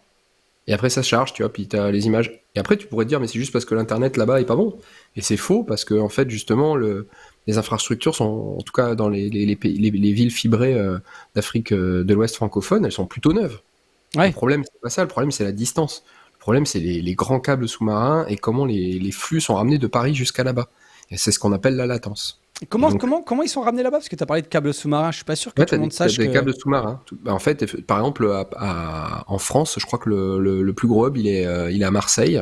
Ok. Donc, tu as des câbles sous l'eau qui suivent toute la côte, donc la côte ouest en l'occurrence, là, africaine. Et en fait, du coup, de chaque pays, ben, ça va du câble sous-marin au pays, parce que tu sais, chaque pays, c'est comme une bande de terre de pays voisins, comme ça. Mhm. Donc, chaque pays, en fait, se reconnecte à la fibre sous-marine. Mais effectivement, tu as plusieurs chemins et ce qu'on appelle le routage réseau. Et en fait, ben, il faut l'optimiser. Donc ça, c'est la première notion. Tu dois optimiser les tuyaux, ça paraît assez logique. Tu dois optimiser aussi les contenus. Par exemple, la 4K, on n'y est pas encore, tu vois. Ah ouais. On n'y est pas encore. Là, on commence à faire depuis un an, depuis par exemple, le gros projet là, de mon service et de mes équipes là, qu'on a livré principalement l'année dernière. Je salue toute mon équipe. Et du coup, ce gros projet a permis d'amener pour la première fois le 720p, tu vois. Parce qu'en fait, avant, la latence était tellement longue et il n'y avait pas de cache. Donc ça, c'est l'autre notion, c'est la notion de cache. Donc c'est de mettre des serveurs en local qui, quand plein de personnes regardent exactement le même contenu ou la même chaîne, hein, donc on est exactement dans le cas du match de foot. Et ben, on regarde tous le même match de foot, et ben du coup, c'est autant le stocker en local pour que je sais pas, les dizaines de milliers, centaines de milliers d'abonnés locaux regardent le fichier en local et remontent pas jusqu'à Paris à chaque fois. Oui, d'accord, d'accord. Donc ça Tu veut vois, dire qu'en c'est gros, tout le c'est temps un serveur. un serveur de cache, on appelle ça, Oui, un serveur qu'on met en local. Ok. Et du coup, tu vois, des serveurs comme ça, avec mes équipes, on en a déployé une cinquantaine l'année dernière. Et ça, Juste c'est c'est vous qui principalement faites. sur l'Afrique. Ouais. Alors c'est nous, c'est pareil, tu vois là, c'est la grosse différence entre la startup et le groupe, c'est que tu as la puissance de feu du groupe qui est énorme. Je vais te donner un exemple assez simple. Quand j'étais chez Trace et qu'on a travaillé sur Trace FM à Abidjan, donc il fallait envoyer effectivement des équipements, etc. Et effectivement, tu as toutes des problématiques qui, tu pourrais dire, qui n'ont rien de technique, mais qui faisaient partie de mon métier, parce que surtout quand tu es en startup, même si tu es CTO, ben, tu dois faire un peu de tout. Et tu as la problématique du dédouanement. C'est très compliqué, en fait, les douanes, en fait, les serveurs, quand tu transportes en fait, de l'électronique, etc., tu dois avoir des autorisations gouvernementales parce que tu transmets des équipements qui émettent des signaux ou des équipements électroniques. Il faut garantir que je sais pas, que c'est pas là pour espionner des gens, ou j'en sais rien. Enfin, tu vois, c'est quand même carré, quoi. Et donc, tant que tout ça, ça n'a pas été clearé au niveau juridique, etc., et que tu n'as pas payé des frais de douane, ben le serveur n'entre pas sur le territoire. Et tu vois, typiquement, quand on a fait la radio Abidjan, encore heureux, on avait une collègue qui vivait là-bas, qui a pu aider, tu vois, ne serait-ce simplement que d'aller régulièrement au bureau des douanes, demander des conseils, est-ce que c'est bloqué, est-ce que c'est arrivé sur le port, etc. Tu vois, mais même en ayant ce relais local, ça a pris très longtemps, je me rappelle plus combien de mois les équipements sont restés au port. Et donc, du coup, tu vois, c'est, d'un point de vue gestion de projet, on s'est pris, je pense, peut-être un trimestre de retard uniquement pour des problématiques de dédouanement. Bon, bah là, quand tu es chez Canal, en gros, tu as une filière du groupe dont c'est la spécialité, le transport. Ils transportent le matériel, quoi. Voilà, moi, de mon point de vue, je dis juste à une équipe, donc ils sont déjà pas que deux, ils sont une dizaine. J'ai une équipe de gens qui sont compétents là-dedans, dans le droit des pays concernés, dans les coûts douaniers, etc. Et donc, en fait, pour moi, c'est transparent, quoi. Moi, tout ce que je dis, c'est j'ai ce serveur-là, j'ai besoin qu'il arrive pour telle date, et j'ai une équipe compétente sur le sujet qui s'occupe de transporter tout ça. Et donc, sans ces ramifications d'expertise, on n'aurait jamais fait ça en un an. On n'aurait jamais pu déployer ces 50 serveurs en un an. Et donc là, on prend vraiment une partie qui est le delivery, mais en fait, finalement, c'est un peu à l'image de tout ce que tu as chez Canal, en fait. C'est que t'as, voilà, la technique dans tout le groupe Canal, hein, je parle dans tout le groupe Canal, c'est, dans le groupe Canal, en fait, il y a plein d'autres marques qui sont pas Canal, mais on approche, je sais pas, parce que j'ai pas les derniers chiffres, mais plus de 1000 personnes déjà sûres, donc 500 internes, 500 externes, juste à la technique. C'est énorme. Et après, il y a d'autres équipes que je connais pas encore, mais en même temps, tu vois, voilà, et donc du coup, tu peux te dire, mais qu'est-ce que font tous ces gens ? Mais en fait, c'est pareil, tu prends juste le métier des encodeurs vidéo, tu as 10, 20 experts de chaque encodeur, de chaque format, etc. Puis après, tu prends l'audio, c'est pareil, tu as des experts des systèmes audio, puis après, tu as les experts des plateaux, puis tu as les experts des équipements réseau, puis tu as les experts des Linux, tu vois, sur lesquels on fait tourner tous nos serveurs. Et du coup, tu arrives très vite à 1000. Et c'est ça qui est génial, en fait, c'est que ce que je te racontais au début, et que en me disant qu'à chaque fois que j'avais un problème et que j'avais besoin d'un expert de tel ou tel équipement et que je faisais ça via LinkedIn avec les copains, quand tu es dans un groupe comme Canal, c'est tes collègues et ils sont tous très sympas et tu peux les voir en vrai. Et en parler, ça, c'est vraiment aussi, ouais. Justement, tu parles des technologies, là, tu as cité 2-3 trucs. Selon toi, c'est quoi la technologie qui a révolutionné un peu ton domaine ? Donc, je schématise encore le domaine de la transmission de signal, parce que c'est à peu près ça, hein. Tu viens de nous parler de comment regarder un match de foot au Gabon, de faire en sorte, voilà, fibre sous-marine, tout ça. C'est quoi la technologie qui a fait qu'il y a eu un bond en avant depuis 10 ou 15 ans ou 5 ans, je sais pas, mais le truc, on s'est dit, ok, on change complètement, ça change, ça mindset complètement, un autre mindset, le domaine, c'est quoi ? Alors, il y a deux technos, t'en as une qui doit avoir 10 ans, je pense, puisque je le faisais déjà en 2012, donc même plus de 10 ans. C'est ce que je disais tout à l'heure, là, c'est toute la partie OTT, c'est en fait quand on s'est dit, en fait, on peut transmettre les flux autrement que par satellite. On peut transmettre les flux sur l'internet public avec des protocoles. Donc tu as peut-être déjà entendu parler, le HLS ou le Dash. En fait, ce sont des protocoles, pour faire très simple. En gros, on se dit, un flux vidéo, finalement, on va le découper, c'est ce qu'on appelle des chunks, on va le découper en petits morceaux de quelques secondes. Tu vois, c'est un peu comme, tu te rappelles, quand on était plus jeune, on avait les DivX et on regardait un film, c'était un gros fichier qui faisait tout un CD, tu vois. En fait, on s'est dit qu'au lieu de transférer finalement ce fichier par FTP, un fichier énorme, en fait, on va le débiter en petits morceaux de 3 secondes, et du coup, ça sera beaucoup plus fluide pour l'envoyer, etc., pour revenir en arrière, etc. Donc ça, c'était la première évolution qui a vraiment rendu concret ce qu'on appelle le streaming, qui est utilisé aujourd'hui. Découper un fichier en live, comme maintenant, là, qu'on fait, là, c'est envoyé sur les serveurs. Ça, c'est découpé par petits bouts, et c'est plein de petits bouts qui sont envoyés. D'accord. C'est ça, plein de petits bouts de fichiers vidéo qui sont envoyés. C'est transparent, c'est le travail de l'équipe player qui rassemble ces petits bouts de façon en temps réel, et qui les rassemble de façon invisible, et du coup qui donne la meilleure qualité d'image possible, et qui permet aussi de faire les changements de qualité, parce que du coup tu sais, on tourne l'émission en Full HD, puis un peu moins bien, puis encore un peu donc en SD, etc., puis dans des couches de plus en plus faibles, et en fait c'est justement parce que tout est découpé en petits morceaux qu'on peut switcher de l'un à l'autre de façon fluide. Voilà. Okay. Si t'avais que des gros DivX, en fait, en gros, non, t'attendrais bêtement la fin du film. Tu vas au bout et après, tu passeras au suivant. Donc ça, c'était la première grande révolution. Et c'est ça qui a complètement bouleversé tous les métiers qu'on connaît, du broadcast, etc., puisque ça a amené, si tu veux, tous ces experts dans le monde du web. Et donc, qui n'a rien à voir, hein, finalement. Donc là, on parle de JavaScript, on parle de web browser, on parle de développement informatique, ce qui était finalement pas des métiers propres à la diffusion au départ. Ouais. Et on va dire que l'autre révolution plus proche et qui transforme aussi un peu tout ça, c'est la containerisation. Donc c'est encore un autre nom barbare qui nous vient d'AWS, enfin qui nous vient, cocorico, d'une entreprise française qui s'appelle Docker, mais qui a été fortement démocratisée, entre autres, par AWS, qui permet en fait de mettre, si tu veux, des serveurs informatiques dans des fichiers, dans des capsules. Et en fait, ça permet de faire ce que je disais un peu plus tôt, la scalabilité. Donc, c'est te dire, si j'ai un serveur, je dis n'importe quoi, qui écrit là, qui affiche là le chat, mais que ce serveur qui fait le chat, il peut tenir que 10 personnes qui posent des questions en même temps, ce qui serait complètement incompatible avec Toutoun, parce que là, je pense qu'ils doivent être 200 à se battre sur les questions. Le Pas serveur, vraiment. Je pense que c'est très serveur- technique, donc ils t'écoutent religieusement. C'est très intéressant. le Je serveur, crois il que les questions prendrait pour l'instant, on n'a pas. Mais Ouais, il du prendrait coup, feu, si d'accord. tu passes, C'est ça. mais si du coup tu passes à effectivement 1000 personnes sur le chat qui commencent à parler, bah en fait, en gros, tu as réellement besoin, enfin, dans l'ancien monde de l'informatique, je fais une image, parce qu'on faisait évidemment un peu ça, mais tu aurais eu besoin d'acheter 100 fois le serveur, et il va y avoir des mecs qui courent et qui les branchent les uns après les autres, tu vois, juste pour tenir la charge. Bon, bah, le fait que avec la containerisation, en fait, on peut prendre un serveur et on le met dans une entité virtuelle, qu'on peut le dupliquer comme ça sur un même serveur 1, 2, 3, 4, 5, 6 fois. C'est comme ça, en fait, qu'on a permis de scaler. Donc, du coup, ça veut dire d'augmenter, en fait, en charge dynamiquement. Alors ça, c'est la promesse telle qu'elle a été énoncée, on va dire, dès 2012, dans ces années-là. Non, je vais trop... Ouais, on va dire plutôt 14-15 quand même, 14-15-16. Mais effectivement, ce qu'on cherche aujourd'hui, ce qui s'appelle l'autoscalabilité, c'est-à-dire la capacité en fait d'un système de s'auto-dimensionner tout seul, donc En sans l'intervention fonction d'un être humain du en fonction de la charge. Et Donc en ça, gros, là, je reprends l'exemple du chat. Là, il y a 3 personnes qui parlent.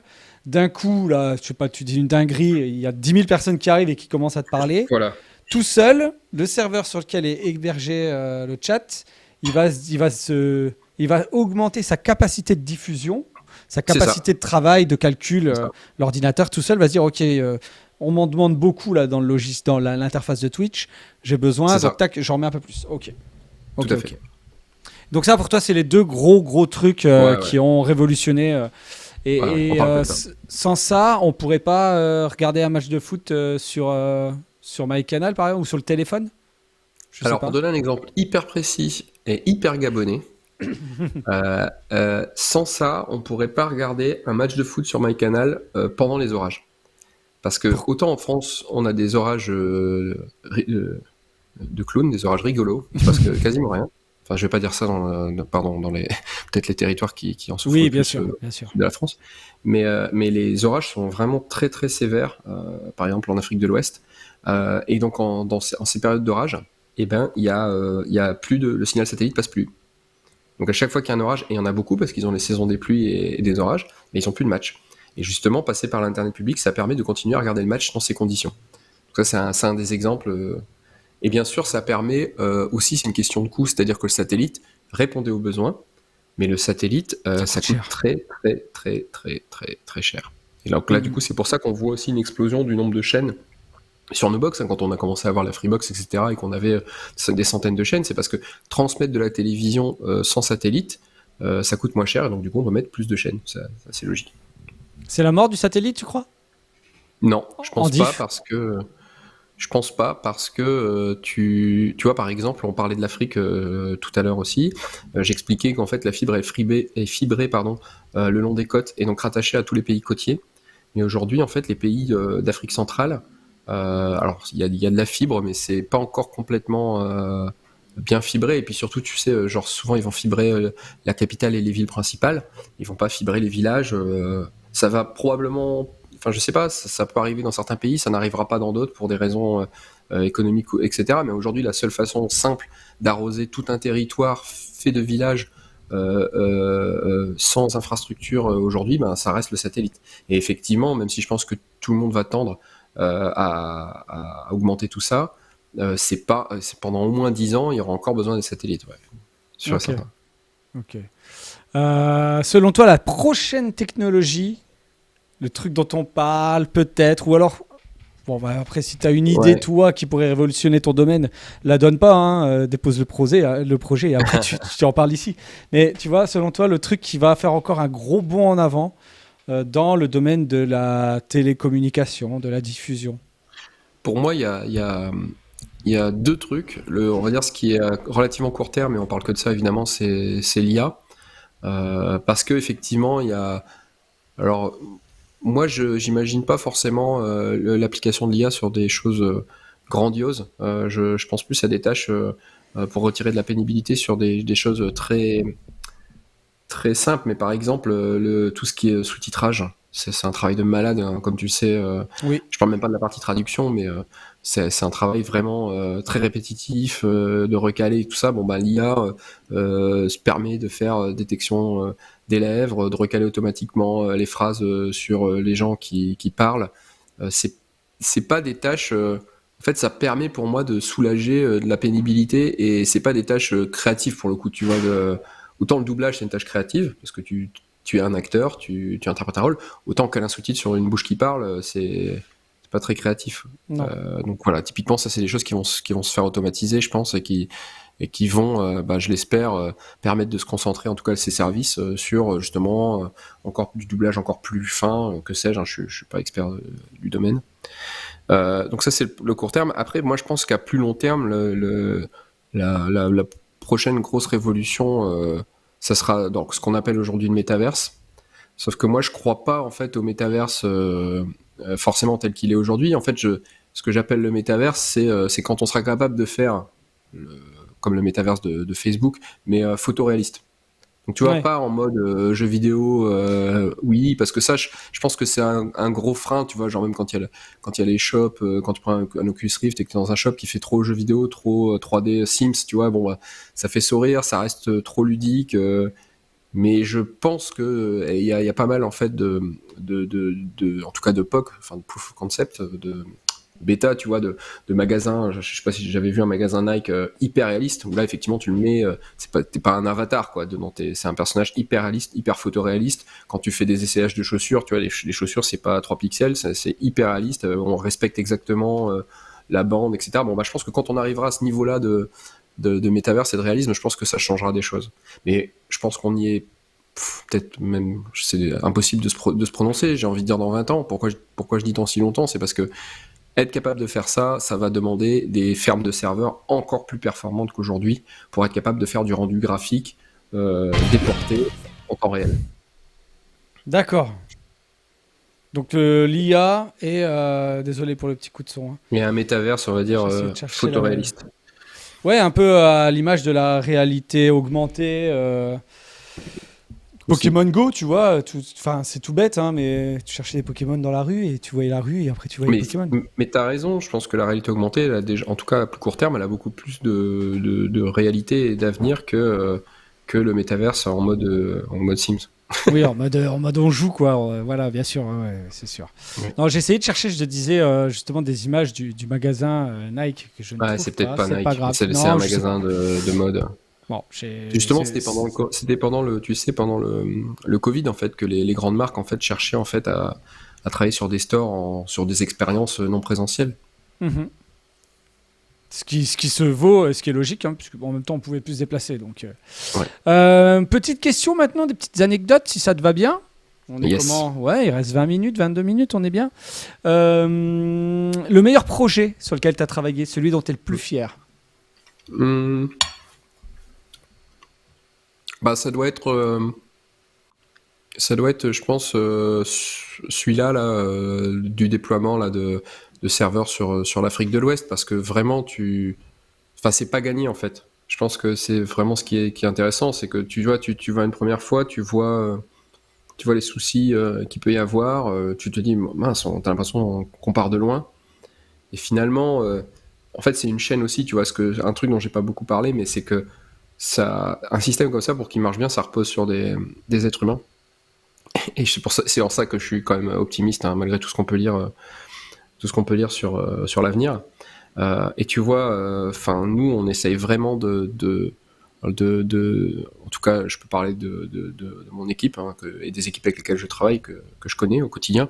On est vraiment dans la formation enfin le partage de l'information et la formation. Tu vois, quand on va là-bas, on leur apprend à utiliser les outils. Tu vois, parce qu'on sait très bien que vu comment le système est tentaculaire, vu le nombre de territoires, là, les fameux 50 pays, faire que la personne avec laquelle on travaille comprenne, s'intéresse et se passionne comme on l'est nous-mêmes pour le sujet, c'est aussi ce qui nous permet de dormir.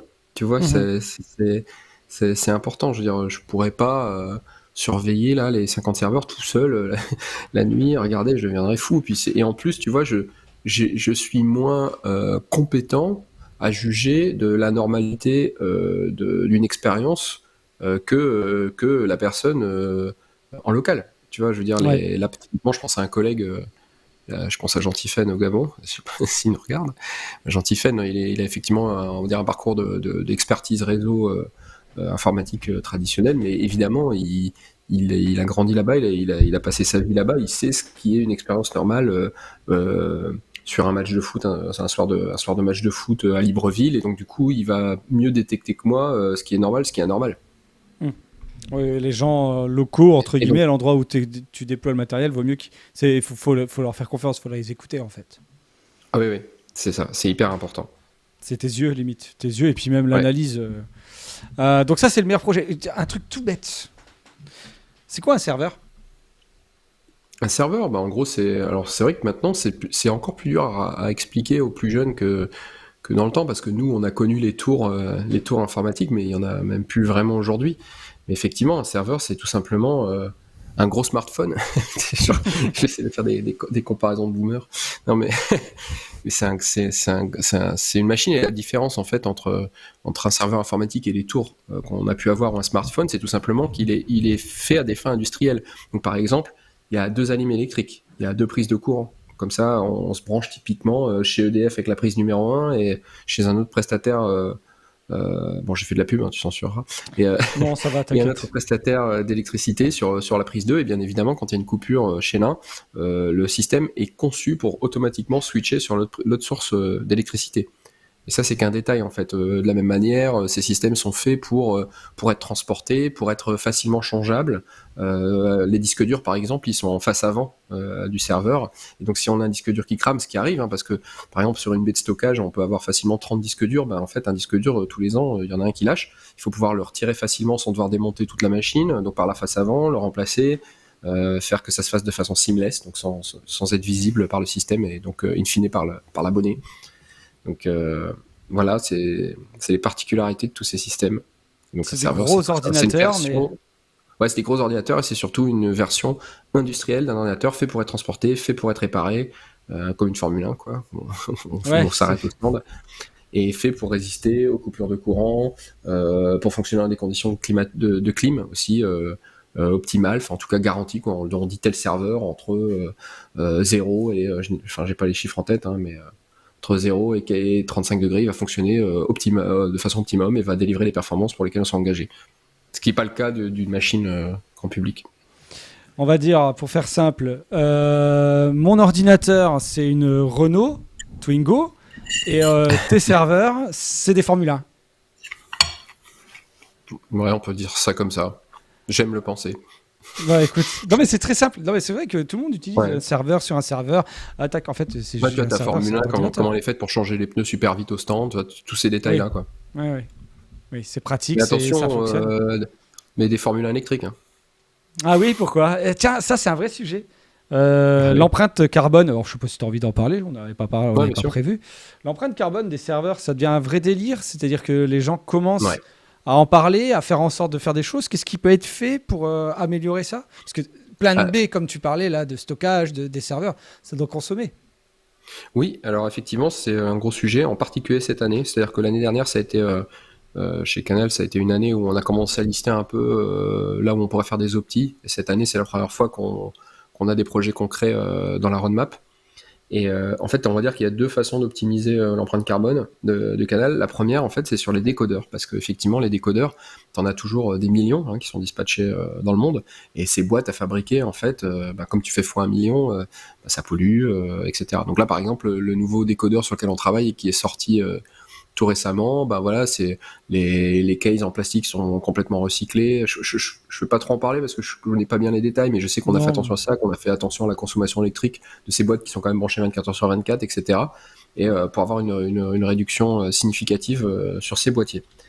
Et Et l'autre grand sujet, effectivement, là, c'est plus finalement au niveau du code et du SysOps, donc c'est-à-dire de comment, tu vois les fameux serveurs virtuels dont on parlait, là, qui se dupliquent, etc. C'est comment on configure ça et on optimise ça pour pas dupliquer ces serveurs pour rien, tu vois, parce qu'effectivement, si c'était mal réglé, peut-être que le système il mettrait 200 serveurs quand il ne faudrait que 10. Pourtant 200 serveurs, ils continuent à consommer du courant, donc ça serait vraiment mauvais, tu vois, au niveau de l'empreinte. Et comme on sait que les data centers, ils ont une consommation qui est pas du tout neutre, effectivement, nous on travaille en fait à mettre des mécanismes et à s'assurer qu'on est toujours au plus près du dimensionnement de la consommation et qu'on laisse pas tourner les machines la nuit pour rien, pour faire simple. Oui, c'est très bien. Oui, donc c'est de l'optimisation de matériel pour faire en sorte. C'est comme si je coupe, c'est tout bête, hein, encore des analogies avec chez moi.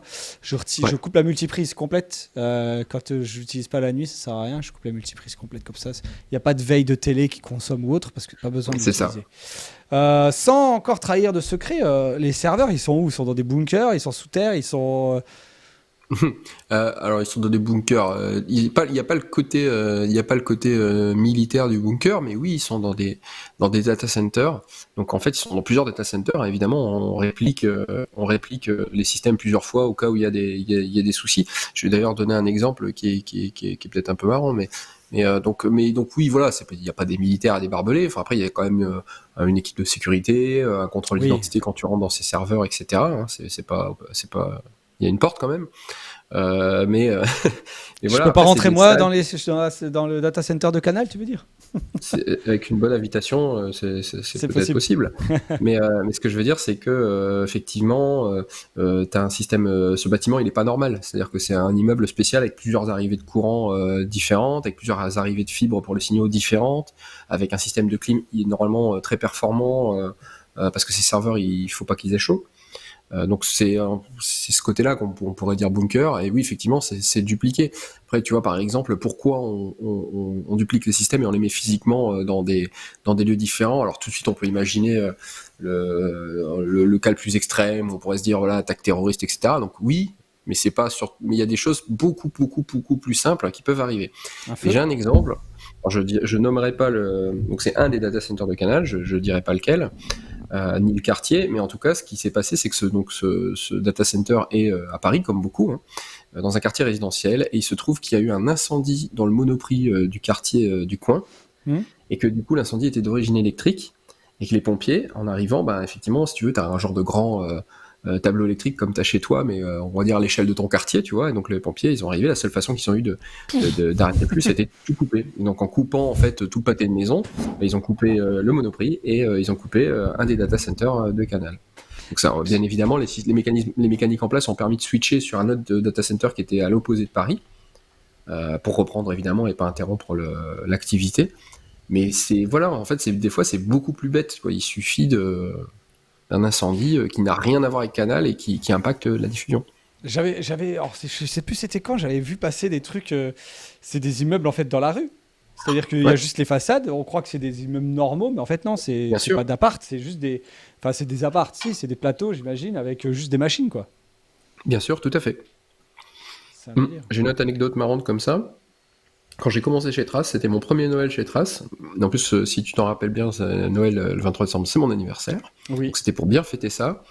Qu'est-ce qui se passe à Noël? Les gens, ils cuisinent plus qu'à l'accoutumée. En fait, les gens, ils allument beaucoup plus leur four qu'à l'accoutumée. Et parce que des gens ont allumé probablement trop de fours le jour de Noël, ils ont fait cramer en fait le lien électrique dans toute la rue de Trace. Et donc, du coup, couper l'arrivée de courant. Et sauf que Trace, on n'est pas Canal. Et donc, on avait moins de moyens. Et on n'avait qu'une seule arrivée. Et donc, du coup, ce qu'on a dû faire pendant toute la période des fêtes, c'est bloquer une rue, avec l'accord de la mairie, évidemment, et mettre un camion avec un groupe électrogène pour continuer à alimenter les chaînes jusqu'à ce qu'on puisse... Parce qu'en fait, là, le câble dont je te parle, il a cramé peut-être sur 20 mètres. Donc ils ont dû ouvrir tout le béton sur 20 mètres, changer le câble, en mettre un neuf. C'est un truc qui prend facile 5 jours, quoi. Oui, donc c'était mon bisutage. Et là, tu as dû appeler, allô, oui, bonjour, on peut avoir un camion groupe électrogène pour alimenter tant de serveurs. Alors, ça fait aussi partie du boulot de CTO. En fait, on négocie à l'année des contrats avec des prestataires qui sont censés intervenir en moins de 6 heures, etc., sur tous ces sujets-là.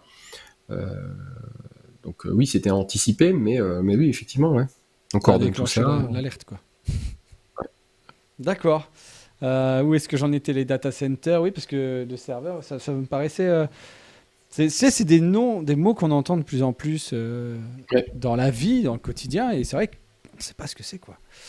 Ouais. Euh, L'avenir de la télé pour toi, c'est quoi? Parce que tu passes en télé, mine de rien. Moi, je pense que ça reste ce que c'est aujourd'hui, c'est-à-dire un mélange de flux linéaire et de flux non linéaire. Tout Attends, simplement ça, parce ça, c'est une que, réponse, c'est une réponse de technicien, ça. bah oui, mais donc un mélange de, on va dire, de chaînes de télé et un mélange à la demande. Tout simplement parce que il reste encore des millions de boomers qui viennent de ce monde de la télé linéaire et qui n'ont pas l'envie ni la motivation de choisir. Ils veulent effectivement que des experts de la programmation et du divertissement leur programment quoi regarder. Et ces gens-là, on leur souhaite tous une longue vie. Et donc, a priori, pour les prochaines 50 années, bah, il resteront toujours des millions de téléspectateurs et un business à adresser. Et effectivement, les plus jeunes, ils sont dans un écosystème de consommation à la demande.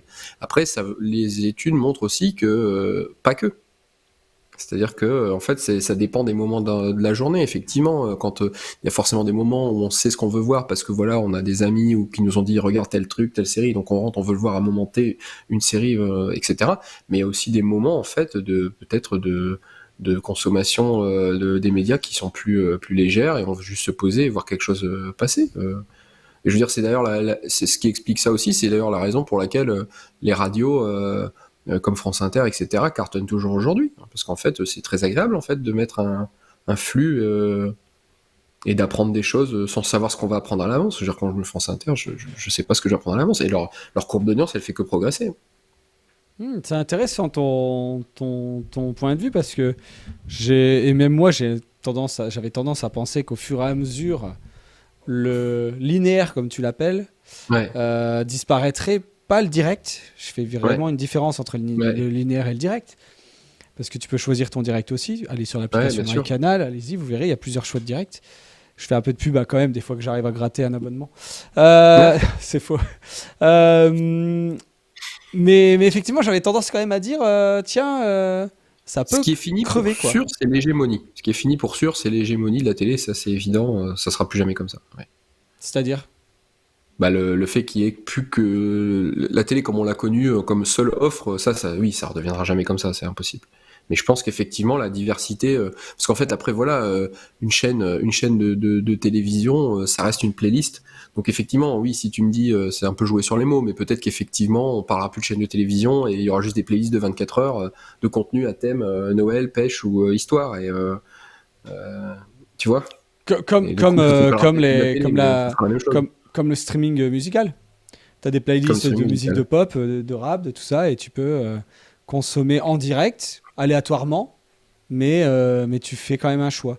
En fait, Et c'est ce que montrent les plateformes, hein, les plateformes digitales aussi, c'est que tu as la consommation de playlist, tu as la consommation de l'album exact que tu veux écouter, et tu as aussi des radios qui cartonnent toujours, des radios IP hein, du coup maintenant, mais qui cartonnent toujours parce que tu as envie juste de mettre une radio rock et d'entendre du rock, et t'as pas envie de savoir ce que tu veux préparer à l'avance.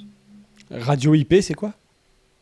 Une radio sur IP, enfin les radios, les podcasts aussi, c'est des formes de radio sur IP, débitées en morceaux. J'en profite pour dire que cette émission sera disponible en podcast audio d'ici 2-3 heures sur toutes les plateformes, presque toutes les plateformes, Et ben, voilà. Et aussi le une replay ferme de en vidéo. transcodage qui va bien marcher. Il y a une farm d'âge de Twitch qui va bien fonctionner pour faire ça. Tu vas Ah, c'est... scaler, tu vas traiter ton contenu. Attends, vas-y, ça c'est intéressant. Là, concrètement, quand je vais couper le live, il va être presque quasi instantanément disponible. Ouais. Qu'est-ce qui se passe quand le flux s'arrête là? Et ben en fait, Quand ça je coupe, envoie. Attends, je vais faire un vrai lancement parce que je vais peut-être la découper cette vidéo. On est chez nous, on fait ce qu'on veut. Qu'est-ce qui se passe techniquement quand je coupe mon live?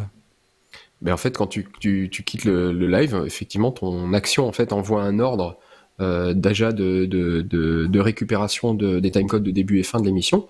Là, tout ce qu'on fait, là, tous les petits bouts de vidéo là, découpés dont je parlais tout à l'heure, ils sont stockés sur des serveurs. Donc, en gros, ils vont dire ah, le live est terminé, récupère tous les petits morceaux de 3 secondes entre midi 30 et 14 heures. Stitch-les, donc stitch c'est recouler, quoi, enfin refabrique un fichier long. Alors en fait, on a fait ça longtemps, puis finalement en vrai maintenant on peut les laisser tels quels juste pour les rejouer derrière. Mais voilà, si par exemple toi tu veux en générer un fichier, etc., en fait tu regroupes tous les petits morceaux en un fichier vidéo, et effectivement souvent tu dois peut-être retranscoder la vidéo pour faire plusieurs formats, donc ça prend aussi du temps de transcoder, et ensuite tu dois republier la vidéo. Donc c'est pareil, tu crées le nom, tu crées dans le corner la petite vidéo, les métadatas, que tu hérites du flux live ou pas. Toi tu dois peut-être mettre des informations dans une interface pour changer le titre, etc. Et donc voilà, ça c'est tout un tas de petits programmes informatiques qui font tout ça. Et effectivement, ça aura scalé, peut-être pas fois 100, mais ça aura scalé au moins d'une machine de plus qui va préparer le contenu de Toutoun épisode 3. Et après, quand elle aura fini cette tâche et que ta vidéo sera disponible dans le replay, cette machine, elle sera killée. Et donc, tac, ça refera moins une machine à la fin parce qu'on la laisse pas tourner pour rien. C'est fou ça. Alors effectivement, je pense que les replays, par exemple, ils sont pas, comment t'as dit, ils sont pas recollés. Ouais. Parce que ça c'est instant. Ouais, ils le rejouent, c'est leur taf de Twitch, c'est de jouer des flux en direct. S'ils n'arrivent pas à jouer... de télécharger le fichier. Si, ils proposent de télécharger. Quand tu fais ça, ils stitchent. Par contre, là, il y a écrit préparation au téléchargement et c'est un peu long. Ouais, c'est ça, c'est Stitch. Voilà. Parce que c'est limite un peu... tu vois, ça prend 3-4 minutes où il y a écrit préparation et seulement après. Donc là, il recolle mes bouts de 3 secondes. Ouais, c'est très long. C'est passionnant, je ne savais pas. Et ben voilà, je viens d'apprendre pourquoi j'attendais 3-4 minutes à la fin de chaque live si je voulais les télécharger pour les sauvegarder. En fait, les serveurs et ce que fait ça, c'est un peu ce que je fais moi là, mais à la main avec Premiere, avec tout ça quoi. Tout à fait. Donc en fait, c'est un très bon opérateur Premiere. Voilà, c'est ça. Twitch, automatique. Et ils sont en gros Twitch, non, en ferme, en data center. Oui, c'est énorme. Mais je me rappelle plus exactement la structure de l'entreprise, mais ils ont un lien fort avec AWS. S'ils sont pas détenus par AWS, par Amazon. Ah oui, si. AWS, c'est Amazon ? Ouais, c'est Amazon Web Services. Oui, je te confirme. Twitch a été acheté en 2017, je crois. Du coup, ils doivent avoir un partenariat où Amazon leur met à disposition des facilités d'accès à des infrastructures pour pouvoir faire leur business. AWS, d'accord. C'est un peu les leaders AWS ? Ah oui, complètement. En termes de diff ? En termes de tout. Toutes les applications que tu as, Instagram, tout fonctionne sur AWS. Ça veut dire c'est AWS, alors c'est Amazon Web Services. Mm-hmm. C'est un service, j'ai le Wikipédia sous les yeux, une division du groupe américain de commerce électronique Amazon, spécialisée dans les services de cloud computing à la demande, pour les entreprises et les particuliers. En gros, ils mettent quoi à disposition aux gens ou aux entreprises Ils mettent un data center à disposition du grand public ou d'entreprises. Et cette fameuse scalabilité dont on parle, c'est ce qu'ils offrent. D'accord. Donc AWS, je caricature, mais surtout avec leur tout dernier produit AWS Lambda, en gros, ce qu'ils te disent, c'est que tu es 1 ou 10 millions d'abonnés, tu mets ton code informatique, tac, et on s'occupe de tout. Je caricature parce qu'évidemment, il faut de l'expertise, il y a de la configuration, mais plus le temps passe, plus on s'approche de cette promesse. Et en fait, surtout, ce qui a été un coup de génie, là, pour le coup, je sais pas qui exactement était derrière ça, mais ça a été qu'ils ont construit, si tu veux, AWS comme support d'infrastructure pour faire Amazon, pour faire le retail, le magasin, etc. Et en fait, ils se sont dit, mais en fait, notre truc qu'on a fait pour nous, il est tellement bien qu'en fait, on va le mettre à disposition de tout le monde. Et ça a cartonné. Et il y a des grosses boîtes qui utilisent... tout. Netflix, MyCanal, il y a toutes les applications que tu as sur ton smartphone, 80-90% tournent sur AWS. Ah, c'est fou ça. Ça veut dire qu'ils te mettent à dispo les machines. Ouais. C'est de la loc ? Alors ça l'a été au début du modèle, mais maintenant en fait c'est tellement virtualisé que tu sais pas en fait. T'as une machine, t'as un gros serveur, il y a peut-être 100 petites unités qui tournent dessus, donc tu sais pas. En fait, et à la limite ils te disent tu t'en fous, puisque on le fait pour vous en fait, on le crée pour vous, on le met à disposition pour vous, donc vous occupez pas, on gère nous. Ah, d'accord. C'est ça leur pitch. Bah écoute, ça a l'air de fonctionner. Hein. Alors c'est eux qui polluent beaucoup. Oui. En somme. Comme tous les... Donc en fait, ils ont des compétiteurs. Leurs compétiteurs, ça va être Microsoft qui a Azure ou Google qui a GCP, tu vois. Enfin, ils ont chacun leur truc. Et oui, tous, effectivement, tous ceux qui ont énormément de trafic, du coup, génèrent beaucoup de compute et consomment beaucoup d'électricité et de clim. Mais après, tu vois, là, c'est pareil, je travaille pas pour Amazon, mais j'ai pas le pitch en tête, mais ils ciblent une neutralité carbone peut-être en 2030, j'en sais rien, ou 2040, enfin, faudrait regarder. Enfin, ils y travaillent tous. Oui. Bon, là, tu es sur Amazon, donc il n'y a pas de souci, hein. Twitch, je te confirme, a été racheté par Amazon en 2017. Yes. Je dis des bêtises? Non, ça me paraît possible. Ah non, pas du tout en 2017. Non, mais j'essaie de pas dire des conneries. 2014. En 2014, voilà, pour une petite somme sympatoche, je crois. Mais bon, Ouais, ça, 25 euros. Ouais, c'est ça. 970 millions. En Ça vrai, c'est pas ouf. En dollars en plus, tu vois, ça fait que 735 Ouais, en c'est euros. vrai. Là, c'est pas. Faut que ça reste pour un mois ou deux, quoi. Je sais pas, tu vois, je sais pas si Twitch est rentable. Je suis pas sûr. Je sais pas. Non, parce que je crois que justement, il y a tellement. Ils changent tout le temps les rémunérations des partenaires et des affiliés. Enfin, pas des affiliés, moi je suis affilié, mais c'est vrai, des partenaires. Parce que justement, il y a besoin tellement de serveurs que, en fait, même avec les pubs, même avec tout ça, c'est compliqué apparemment de rentabiliser, quoi. Et c'est ça aussi qui est une différence assez compliquée entre, tu sais, donc on est en compétition MyCanal avec Netflix, Bien sûr. et ce qui est compliqué, c'est que dans une entreprise du coup française, avec la législation, etc. En fait, je dirais pas qu'on n'a pas le droit, mais on n'a pas la flexibilité qu'ont les Américains à croître pendant 20 ans en n'étant pas rentable. C'est pas possible. Donc là, pour le coup, Canal est rentable. Et effectivement, tu vois, on pourrait pas se dire non, mais on va faire x10 sur le budget achat contenu, se mettre dans le rouge complètement, être pas rentable pendant 10 ans parce qu'on va tout recartonner. Non, il n'y a pas d'investisseurs français qui vont dire oui, vas-y, je te fais un chèque en blanc. Donc on combat pas à armes égales, en tout cas sur la partie investissement. Mais du coup, tu vois, c'est la stratégie là de Canal ces derniers temps, c'est de travailler en se disant bon, de toute façon, on va jamais écraser Netflix. C'est vrai. C'est pas possible, je serais juste ridicule de le penser. Et de se dire, mais en fait, on va par contre être plus fin, on va travailler ensemble. C'est la philosophie là de Canal ces dernières années. Et donc, du coup, d'intégrer Netflix, là, plus récemment, d'intégrer Apple+, Et j'allais et en de parler. travailler en agrégateur de plateformes.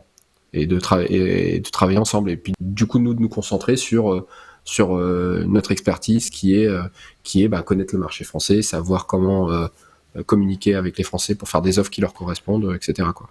J'allais dire, MyCanal, c'est peut-être pas un peu le leader en France, justement, de ce genre de plateforme?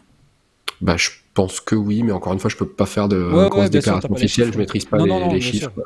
C'est pas ton taf. Enfin, en plus, t'es pas commercial chez Canal. Tu fais en sorte que ça Non. fonctionne. Ouais. Non, mais oui, j'ai C'est l'impression. du boulot. Ouais, j'imagine. Manu, on parle la bouche pleine, un peu touche à sa fin. Est-ce que déjà il y a quelque chose? Alors, je voulais qu'on parle un peu de musique, mais je te réinviterai pour parler que de musique quand tu sortiras ton album. T'as un album qui va sortir? Un EP, ouais. On Un a EP? fini d'enregistrer peut-être l'année prochaine. Je t'en dirai plus à ce moment-là. Bon, bah voilà, à la limite, tu reviendras nous faire découvrir l'autre facette Yes. de Manu, qui est la musique. Ça.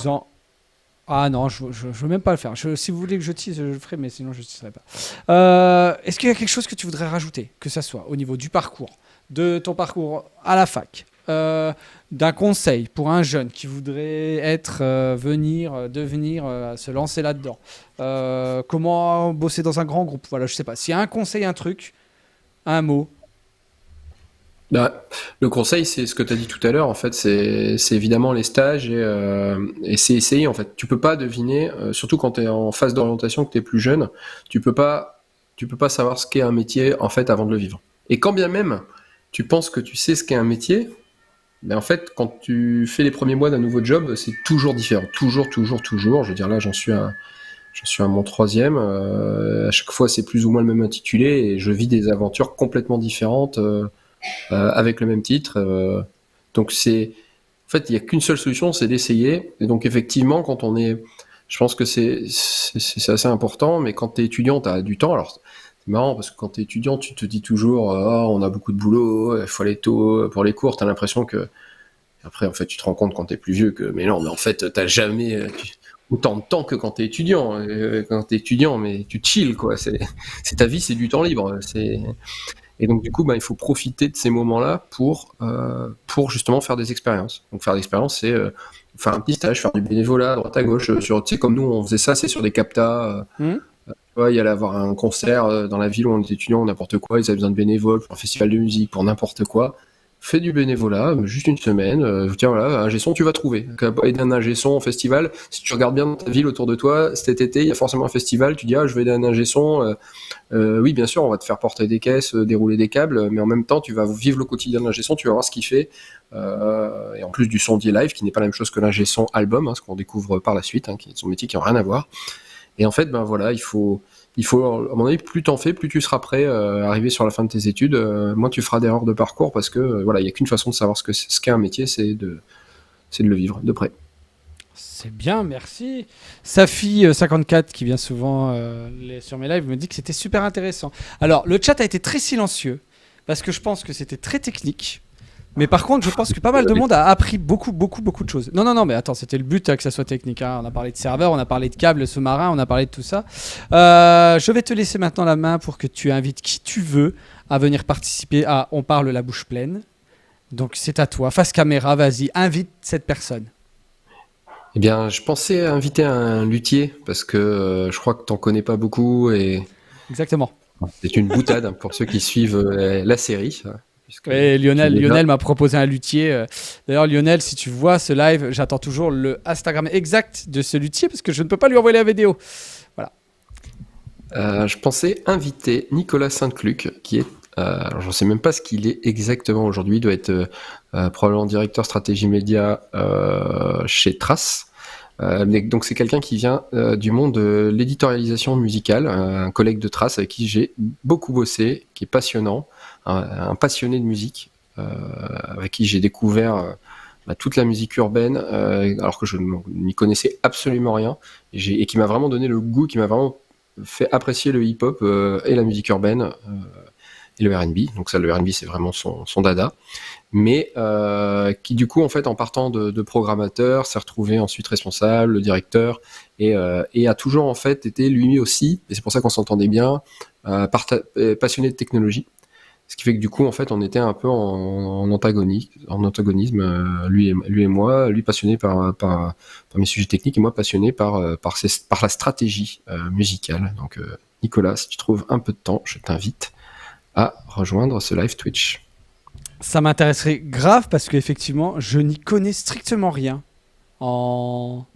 rien en musique en fait. Enfin même comment dire, j'arrive à voir à peu près, tu vois, une grille de diff pour une télé. Je comprends un peu les mécanismes sur de la télé musicale ou sur de la radio, mais alors pas du tout. Effectivement, je vois qu'il est directeur des médias chez Trace, éditorial stratégie TV, radio, streaming et digital platform. Ça peut être très intéressant. Trop loin. Cher Nicolas, nous ne connaissons pas, mais écoutez, vous pouvez venir, tu peux venir ici, manger et parler la bouche pleine avec moi quand tu veux. Je vais t'envoyer cette vidéo. Manu, merci. Je réfléchis si on a encore quelque chose. Il y a aussi Pochichette qui trouvait que c'était très intéressant, effectivement. Pochichette, bienvenue à toi, parce que c'est la première fois ici. N'hésite pas à te présenter, à dire qui t'es, parce que je ne sais pas où ça se trouve, tu es tombé comme ça par hasard sur ce live. Et alors là, ce sera encore mieux que tu sois resté pendant 1 heure. Un peu plus d'1h50, 1h30 même. Quoi d'autre Bah, vous pouvez, alors là je fais ma petite pub à Manu, tu m'en veux pas. Non mais t'as bien raison.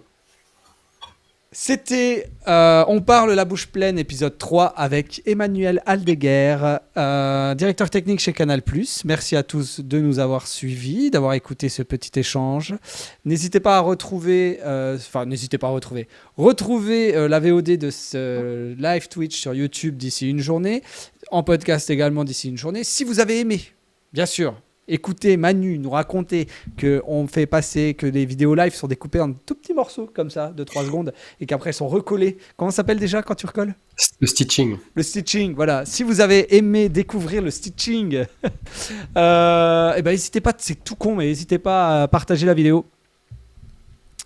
Ah, Pochichette est revenu sur les recommandations de Jean-Pierre Pernoub. Écoute, Pochichette, bienvenue dans la famille de Toutoun. Et j'espère que tu reviendras. Au moins pour le prochain, on parle la bouche pleine, car, je peux l'annoncer maintenant, je pense que le prochain sera Jean-Pierre Pernoub, concepteur-rédacteur en publicité, qui viendra nous parler un peu de tout ça. Bref, je disais, n'hésitez pas, si vous avez aimé ça, c'est tout bête, il faut en parler. Parce qu'il n'y a que comme ça que je pourrais en refaire et avoir d'autres invités. Donc, je vais créer bientôt une page LinkedIn d'accord, parce que j'aimerais bien faire ces lives sur LinkedIn, je pense. Voilà, donc n'hésitez pas. L'Instagram, vous avez tout. Hop là, regardez si je fais ça normalement.